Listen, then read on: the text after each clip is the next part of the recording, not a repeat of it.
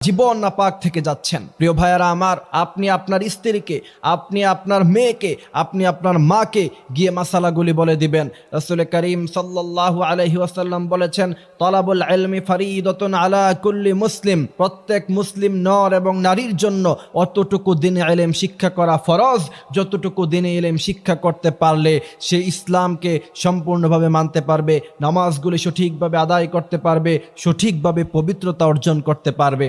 আজকে আমরা কিছু ভুলের কারণে, এবং এই ভুলগুলি হর হয়ে যাচ্ছে, এই ভুলগুলির কারণে আমাদের মা বোনেরা নামাজ পড়ছে, নামাজ কবুল হচ্ছে না। আমাদের মা বোনেরা কোরআন তেলাওয়াত করছে, দোয়া করছে, তাসবিহ তাহলিল পড়ছে, তাহাজ্জুদের নামাজ পড়ছে, তাদের কোনো আমল আল্লাহর দরবারে কবুল হচ্ছে না। আল্লাহ রাসূল সাল্লাল্লাহু আলাইহি ওয়াসাল্লাম বলেছেন, ইবাদত কবুল হওয়ার জন্য পূর্ব শর্ত হলো পবিত্রতা অর্জন করা। আল্লাহ